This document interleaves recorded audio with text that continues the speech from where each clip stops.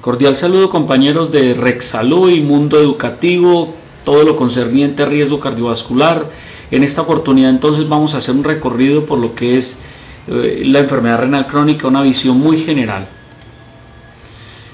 La pregunta ¿es un problema en salud pública? Y yo creo que sí. La insuficiencia renal es uno de los síndromes más importantes en nefrología.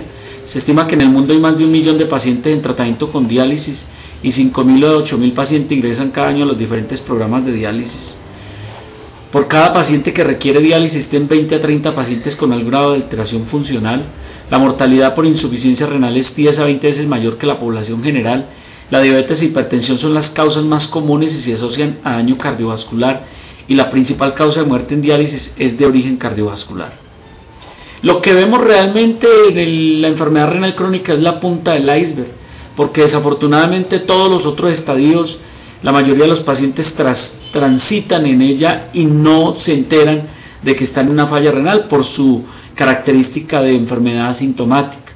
Esto simplemente es para ver lo que es la prevalencia según el estudio NANES, en donde hablamos según la tasa de filtración glomerular, el 3.3% de la población más o menos tiene una depuración de más de 90, entre 60 y 89 es un estado 2, está de 3%, 30 a 59 4.3%, 15 a 29 que son prediálisis 0.2 y 0.1 serían los pacientes, los que tienen menos de 15 mililitros por minuto. Incidencia y prevalencia comparado al Reino Unido, Europa, Australia, Estados Unidos por cada, digamos, millón. Aquí vemos prevalencias tan altas, digámoslo así, como en Japón, como en Estados Unidos. Chile tiene las prevalencias más altas en nuestra región, y esto sigue aumentando. Otras incidencias de enfermedad renal por millón de población.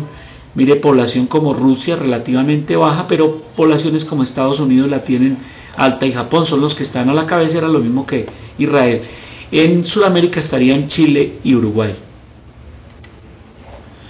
Esto más o menos, el pacientes en riesgo de sufrir una enfermedad renal crónica, entonces tener más de 30 años, tener diabetes mellitus, tener hipertensión, tener una historia familiar de diabetes, hipertensión, y lo otro es una dieta alta en proteína, la obesidad, la hiperlipidemia, el cigarrillo y algunas drogas como los AINES y otros. La historia natural, los factores que influyen en la progresión de la insuficiencia renal crónica, entonces en el Reino Unido 58 pacientes por cada millón de habitantes en menores de 50 años, 588 en mayores de 80 años, obviamente aumentan esta edad. En Estados Unidos 117 entre los 18 y 44, 542 por cada millón de habitantes, 45 y 1000 pacientes en mayores de 65, y Francia tiene una, digámoslo así, alta prevalencia por cada millón en ancianos, 1124. En el sexo es 2 veces más rápida en hombres no diabéticos que en mujeres. La progresión es más rápida en hombres con glomerulopatía membranosa idiopática o por nefropatía por inmunoglobulina A, o nefritis rápidamente progresiva, o nefritis hipertensiva y nefritis diabética tipo 1. En raza la incidencia de nefropatía diabética es mayor en los afroamericanos e hispanoamericanos que en los blancos, y es mayor la incidencia en los hindúes y los afrosajones. Genéticamente los diabéticos con antecedentes familiares de enfermedad cardiovascular o hipertensión tienen 2 a 4 veces mayor riesgo de desarrollarla. Parece que hay un factor hereditario en la nefropatía diabética que explica por qué muchos pacientes con muchos años de evolución de alguna de estas enfermedades la hacen y otros no. Antecedentes familiares de hipertensión es un factor de riesgo para progresar a nefropatía diabética y a nefropatía por inmunoglobulina. La proteinuria en la glomerulonefritis, la severidad de la proteinuria predice el pronóstico, así como en enfermedades no glomerulares. La reducción de la proteinuria con dietas bajas en proteínas de origen animal y el empleo de los inhibidores ECA mejoran el pronóstico. Definiendo y clasificando, entonces la insuficiencia renal crónica se define como un daño renal anatomohistológico o una filtración glomerular menor de 60 mililitros por minuto en un paciente por más de 3 meses de evolución. Eso sigue vigente.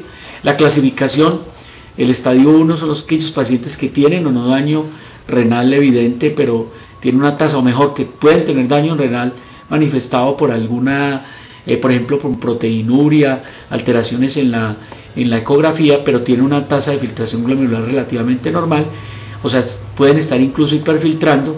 Los estadiosos son aquellos que tienen daño renal leve, con una tasa que baja entre 60 y 90, la disminución moderada de estadio 3 entre 30 y 60, la disminución severa entre 15 y 29 son los pacientes predialíticos, y la falla renal final es menores de 15, que son los pacientes que deben ir a diálisis. Los factores que influyen en la progresión de la insuficiencia renal es persistencia de la enfermedad de base, proteinuria persistente, la hiperglicemia, la dieta hiperproteica, la hiperlipidemia, la hipertensión, el tabaquismo, la hiperfosfatemia y la toma de antiinflamatorios no esteroideos. Los factores reversibles a menudo olvidados son la depresión de volumen, la obstrucción de vía urinaria, el uso reciente de nefrotóxico, las infecciones. Piense en ellos frente a deterioro brusco y sin explicación de la función renal. La etiología las hemos mencionado. La primera es la glomerulopatía diabética, la glomerulonefritis primaria o secundaria, la nefritis intersticial, que pueden ser incluso infecciosas, la hipertensión arterial, la hipertensión de causa vascular, la enfermedad hereditaria o congénita y las neoplasias. Aquí hay una casuística en 7.371 pacientes donde es de causa desconocida en la cuarta parte. La cuarta parte es diabética, se puede decir la décima parte glomerulopatía crónica. Aquí faltaría la hipertensión, me parece raro que no esté. De pronto puede estar acá, que es el 11% de la nefrosclerosis. Un poco la fisiopatología. Entonces decimos que una injuria renal lleva a una reducción del número de nefronas, lo cual lleva a que haya una hipertensión sistémica. Esto lleva a que haya una presión glomerular aumentada, y obviamente esa presión glomerular aumentada lleva a fibrosis renal. La insuficiencia se caracteriza por una pérdida progresiva de nefronas, adaptación funcional de ellas mismas, hipertrofiándose. Hay repercusión que estos trastornos tienen sobre la mayoría de los aparatos del sistema del cuerpo. Los pacientes que perdieron el 75% de su función renal son asintomáticos, aquellos que solo el 10% mantienen su capacidad de eliminar una carga angestiaria de agua y solutos. Entonces, ese aumento de la presión intraglomerular hace que se aumente el filtrado del tráfico de proteínas, lo cual da o microalbuminuria o proteinuria, y esa reabsorción a nivel tubular también lleva a que haya fibrosis. Eso explica mucho de la fisiopatología. Esa incuria renal a hipertensión capilar glomerular, uno de los primeros daños que hay que parar con los IECA, los ARA2 o los bloqueadores de renina. Hay un incremento en la permeabilidad glomerular a las macromoléculas, hay un incremento en la hiperfiltración de proteínas, hay proteinuria o microalbuminuria, y hay una excesiva reabsorción tubular de proteínas, lo que lleva también a fibrosis. Un poco el resumen de eso: la enfermedad renal primaria reduce la cantidad de nefronas, esa cantidad de nefronas aumenta la perfusión de las nefronas residuales, esto lleva a lesión de las células mesangiales, esclerosis glomerular, lo que lleva a reducción de las nefronas. Esto también lleva a alteraciones en la permeabilidad, lo cual lleva a esclerosis glomerular. El aumento de la reperfusión de neuronas residuales lleva a hiperfiltración glomerular, lo cual lleva también a esclerosis residual, y el aumento en la perfusión de las nefronas residuales lleva a una ingesta, digamos, de aumentada de proteínas, también hace que aumente la perfusión en las nefronas residuales.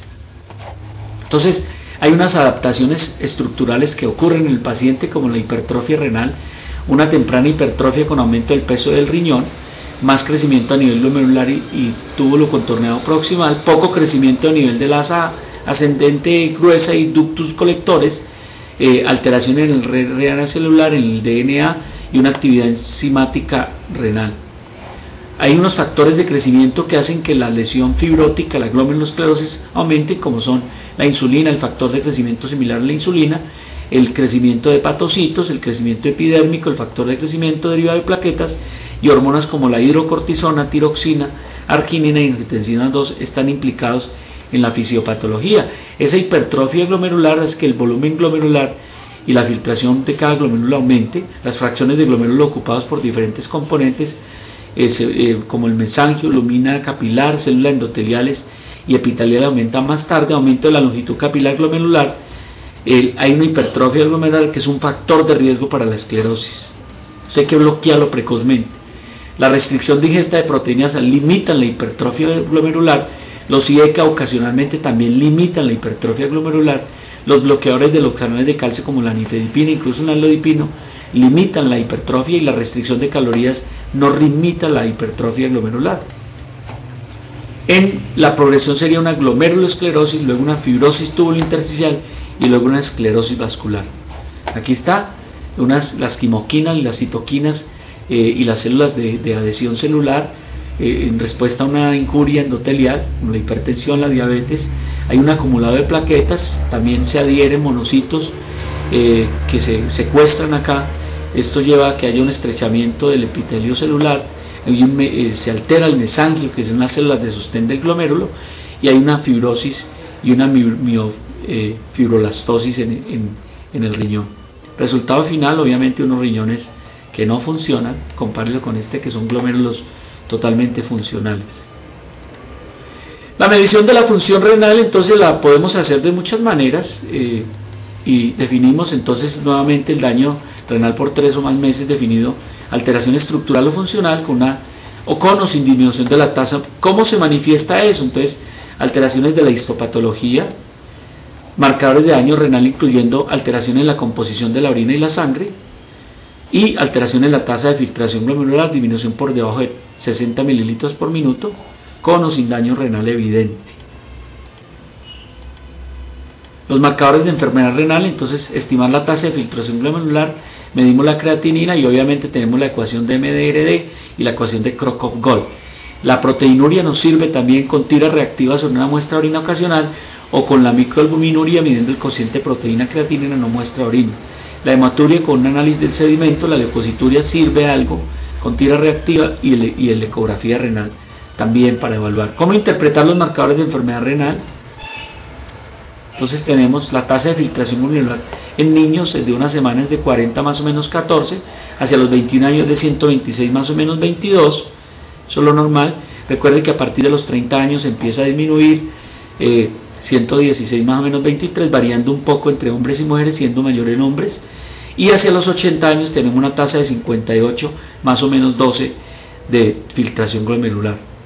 Esto es simplemente como limitaciones para la creatinina C y la sola creatinina estimar la filtración glomerular, porque la enfermedad renal la incrementa, la reducción de la masa muscular disminuye la creatinina, la ingesta de carnes aumenta, la malnutrición decrece la creatinina, el trimethoprim-sulfa y la cimetina la incrementan, la flucitosina o algunas cefalosporinas la incrementan, la cetoacidosis la incrementa. Son todas las alteraciones que cambian los niveles de creatinina normal y nos pueden dar una tasa de filtración glomerular anormal. Esta es la ecuación de MRD que está aquí, yo no se las voy a leer, ustedes la encuentran. En Rexsalud vamos a tener cada historia clínica individualizada que automatice esta medición, y la ecuación de Crocop-Gol, sobre todo teniendo en cuenta, esta no sirve para pacientes mayores de 70 años, está así, 140 menos de la edad por kilogramo, sobre 72 por creatinina, y el resultado lo multiplicamos por 85 y hacemos corrección con base en la superficie corporal. ¿Cuándo medir la depuración directamente? O sea, en orina de 24 horas. En los extremos de edad hay que medirla, no hay que calcularla por la fórmula. En la malnutrición severa, en enfermedades musculoesqueléticas, en cuadripléjicos por la gran atrofia muscular, en pacientes que hacen dieta vegetariana, pacientes que hacen cambios rápidos en la función renal, antes de dosificar medicamentos nefrotóxicos, o en los pacientes que definitivamente tienen una tasa baja y supone uno que van para diálisis o prediálisis, hay que calcularla directamente. Definición de proteinuria, albuminuria, no proteínas totales en orina de 24 horas, lo normal es menos de 300, microalbuminuria no aplica, la tira reactiva menos de 30 miligramos, o sea, esto sería microalbuminuria, el cociente de proteínas también sería microalbuminuria, que es menos de 30 acá, menos de 30 microgramos en una muestra, y más de 300, menos de 30, entre 30 y 300 es microalbuminuria, y entre mayor de 300 es proteinuria propiamente dicha. La ecografía sirve y hay que pedirla en pacientes que sospechemos de enfermedad renal crónica, porque se altera la relación corteza-médula. Es obviamente es el nefrólogo el que nos, el imagenólogo el que nos reporta eso.